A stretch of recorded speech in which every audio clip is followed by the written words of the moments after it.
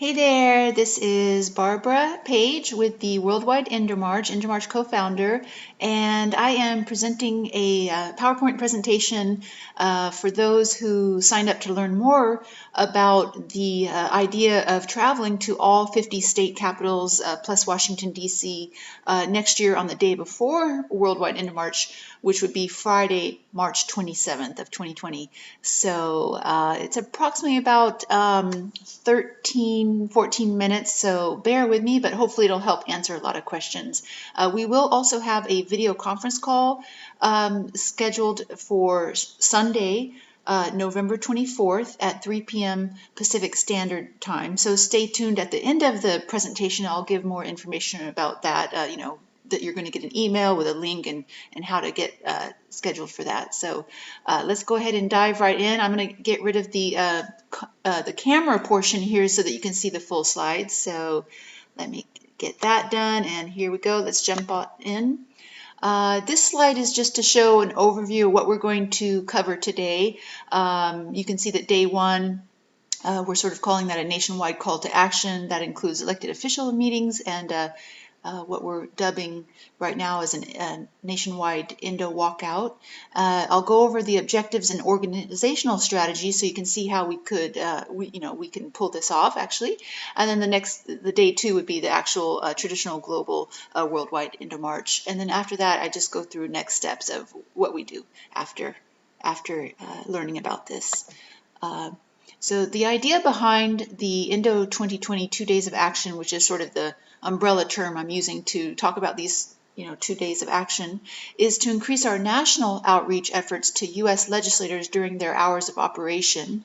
They're not open on Saturdays, so we wanted to try to get outreach to them on the day before, on Friday, when they're still in office, so that we can communicate more clearly why we need their help to champion urgently needed policy changes. Outreach efforts the day before the Worldwide EndoMarch can also serve as an effective pre-event kickoff platform to help increase attendance for the live events taking place the next day.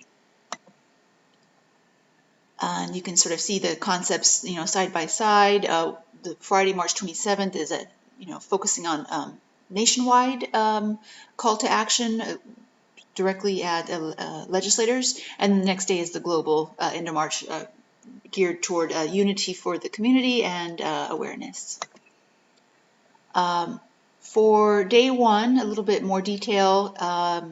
For Friday, March 27th, it would include the Endo representatives, as mentioned, meeting elected officials in all 50 state capitals plus Washington, D.C., plus a coordinated social media and symbolic campaign in the form of a nationwide Endo walkout.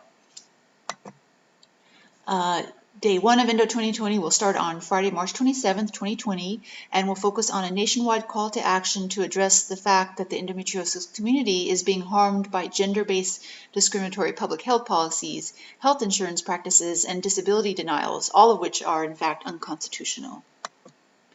These discriminatory and unconstitutional public health policies manifest in the form of funding disparities by gender, such that public health issues like endometriosis, which affect women, girls, and transgender individuals, are underfunded and understudied relative to other disease categories with comparable prevalence rates or health impacts, but which affect both men and women.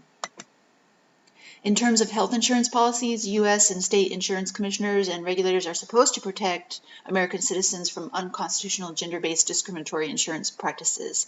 Actually, it's legislators that really mandate the laws of our land, and so they are actually the ones that we reach out to. But we have layers of legislators and regulators that are supposed to be protecting us, and they're all failing. In this slide, I've just shown an example of what the LGBT community has done to, demonstrate that, as it says, the Affordable Care Act, for example, prohibits discrimination in health insurance and health care. However, American citizens who suffer from endometriosis are not afforded this equal protection under the law. As a result, women are forced to suffer in severe pain without urgently needed care. or must travel out of state at their own expense to receive care from one of the rare specialists in the U.S. Unfortunately, the majority of Americans simply cannot afford this option and end up seeing non-specialists whose inappropriate or inadequate treatments often end up causing irreparable damage. The serious medical errors caused by non-specialists are absolutely unacceptable and utterly shock the conscience. For example, there are countless cases of women undergoing incorrect or unnecessary surgeries, including the removal of perfectly healthy organs. It's, for example, very common in the Endo community to have perfectly healthy appendices removed, which is just undergoing unnecessary surgery and putting people at risk of surgical complications. Others have been denied referrals to a specialist and are instead railroaded into having a hysterectomy, which is not even a cure for endometriosis. All told, these urgent yet unmet medical needs are contributing to catastrophic outcomes, including deaths by suicide, deaths due to accidental pain medication overdoses, and deaths from surgical complications. American citizens with endometriosis are also exposed to other severe adverse side effects, including increased rates of heart disease, stroke, degenerative bone disease, kidney failure, gallbladder disease, and bladder disorders, all of which may be linked to medications prescribed for endometriosis and/or have resulted from a lifetime of delayed and/or inappropriate medical treatments. In addition, endometriosis sufferers are at increased risk of certain forms of cancer, yet are continuously denied health insurance coverage to adequately screen for such potential outcomes. Furthermore, deaths caused by endometriosis-associated cancers are not being adequately tracked in the U.S., and so we cannot even determine basic information such as the number of lives at risk. In terms of federally funded disability insurance, the same gender-based discriminatory practices are occurring, leaving women with endometriosis without any means of assistance during times of extreme disability from endometriosis and repeat failed treatments. These decade-long public health funding shortfalls, along with inequitable insurance and disability coverage, are causing harm to the estimated 10 million American endometriosis sufferers, leaving our community exposed year after year to unacceptable diagnostic delays, inaccessible care, and lifetimes of failed, inappropriate, or inadequate treatments. This is a public health catastrophe, and the endometriosis community is saying enough is enough.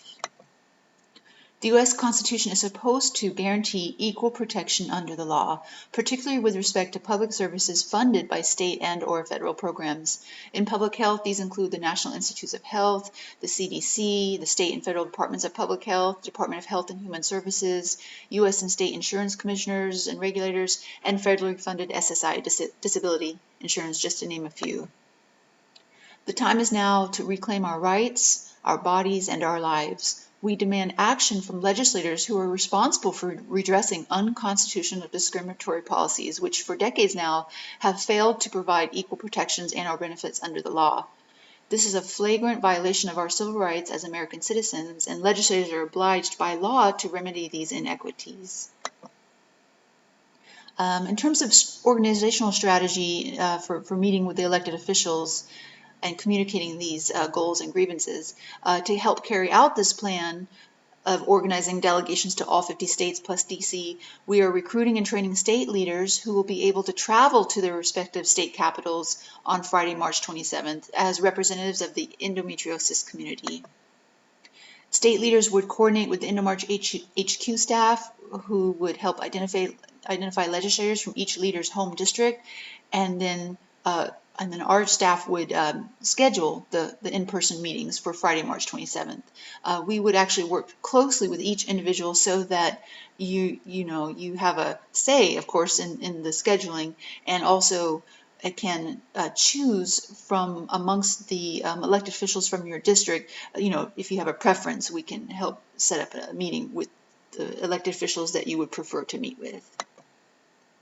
Through mainly video conference calls, additional training would be provided to the state leaders so that we are all on the same page in terms of what we are communicating and what we are asking for with respect to policy changes that the endometriosis community is seeking.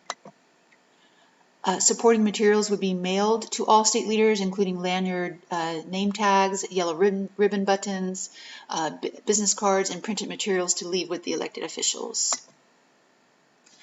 In addition to in-person meetings with elected officials at all 50 state capitals plus DC, we would also coordinate those efforts with a strong social media and symbolic campaign on the same day in the form of what we are dubbing a nationwide Endo walkout. Probably you know, but just to go over it, a walkout is a symbolic form of protest that anyone can participate in from wherever they are on Friday, March 27, 2020.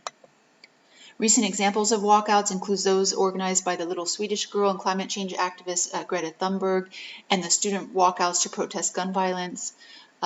Google employees also organized a walkout in 2018 to protest against sexual harassment in the workplace. That was an example on the slide here. How our Endo walkout would work: at a designated time, which we can all discuss, people from across the nation can symbolically walk out of their places of work, school, or home to show their support of the Endo community's efforts to address the gender-based inequality and discrimination in public health that is contributing to unequal and therefore unconstitutional policies of underfunding for endometriosis research and awareness. Those participating can share pictures and give live stream video testimonies and messages of their efforts online using shared hashtags that we would all use actually for that day, and can also tag the elected officials that the state leaders are meeting with when possible. And the EndoMarch HQ staff can help organize this by adding a list in advance of the elected officials, their social media platforms, so that we're not all hunting for them online on that day, but that we would have it ahead of time and post it. Since the Worldwide EndoMarch events take place the next day on Saturday, March 28th, these day one campaigns can also serve as an EndoMarch pre-event kickoff activity that can help increase participation at the next day's global events. And for new folks, the annual Worldwide EndoMarch takes place globally in one day in 60 countries, and looks like we're geared to have 16 U.S. cities that are hosting an EndoMarch, and it takes place on the last Saturday in March, and so for next year that's Saturday, March 28th, 2020. The participation is in the traditional awareness walk format, combined with online campaigns vis-a-vis thousands of virtual EndoMarchers who join forces from around the world. And in terms of next steps, as mentioned, this presentation is just a brief overview. However, to help provide more details and answer everyone's questions, we've scheduled a video conference call for Sunday, November 24th at 3 p.m. Pacific Standard Time. And that's 3 p.m. West Coast Pacific Time. Mountain Time would be 4 p.m. Central Time would be 5 p.m.